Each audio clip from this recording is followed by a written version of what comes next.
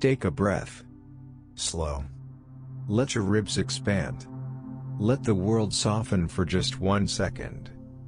Because the deepest decisions in life don't announce themselves with noise. They happen quietly, in the spaces between fear and courage. There may be someone who is thinking about taking the biggest step toward you. Not because it's easy, not because it feels safe, but because every future that does not include you feels like an unfinished sentence to them. You might think love looks like certainty, speed, clarity. It doesn't. Real crossroads moments look like silence, distance, a pause that confuses you, a heartbeat that hesitates before declaring itself. But here is the brutal detail most people miss. A person who is about to commit doesn't pull away because they stopped caring. They pull away because the decision they're weighing is too heavy to fake. They ask themselves questions that would terrify you if you heard them out loud. If I choose them, does my life change forever?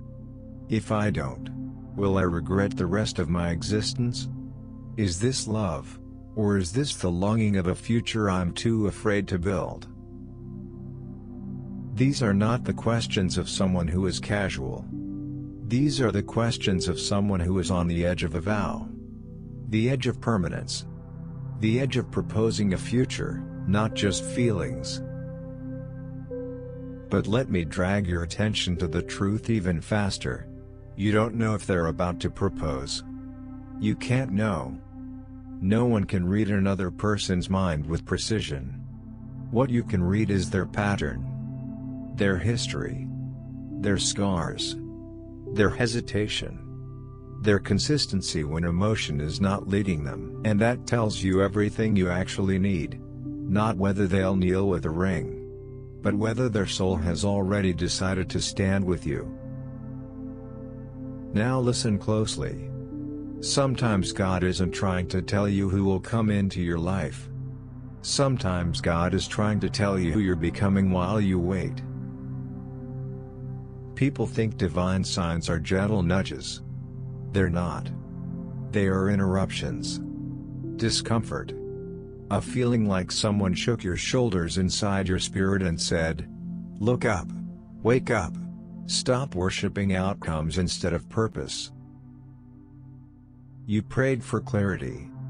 God gave you emotional distance so you'd stop begging. You prayed for commitment. God gave you loneliness too loud to ignore so you build standards. You prayed for love. God gave you a mirror, forcing you to finally see the parts of yourself you abandoned, trying to be chosen by the wrong ones. So no, God isn't screaming they're proposing soon. God is screaming stop losing yourself in the uncertainty of someone else. Because let me tear this illusion apart in one clean shot. If someone is truly meant to fight for you, they won't need spiritual pressure to notice your value. They won't need cosmic reminders to choose love over fear. They will choose you even when their voice shakes and their hands sweat. Never giving up should not mean hold your breath and assume they're proposing. That's desperation disguised as spirituality. Never giving up should mean not abandoning your growth even if the world goes quiet.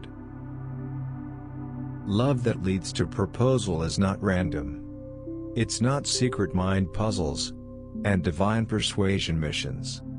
It is a felt inevitability, a terrifying but chosen responsibility, a commitment their heart accepts even when their brain protests, a decision they don't delay for years, a step they actually eventually take, not fantasize about taking.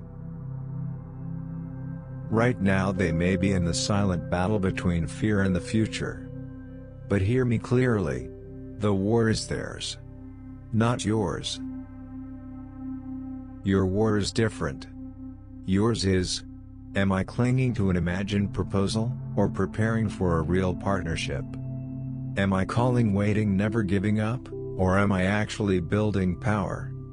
Am I asking God to change their decision, or myself? Because the universe doesn't reward wishful thinking. It rewards transformation. It rewards self-selection before soulmate selection. It rewards the person who looks at silence and becomes louder in purpose, not louder in panic. If they do step forward, if they do choose forever, if they do propose, it won't be because God forced their attention to you. It will be because you stopped fighting for a seat in their indecision and started occupying a throne in your own life. And then, if they are yours, they will fight. If they are not, no praying will rewrite their spine. And if they return after growth, you won't accept them from hunger. You'll accept them from abundance. So here is the final unfiltered truth. Never give up on love if it is real. But never mistake not giving up for worshipping a fantasy outcome you cannot verify. Never give up on yourself even if people hesitate. Because the proposal you're actually waiting for in life is the one where you finally say, I choose me first. And the moment you do that, you'll finally recognize who has actually been choosing you back. Slowly, silently, and with enough courage to eventually act.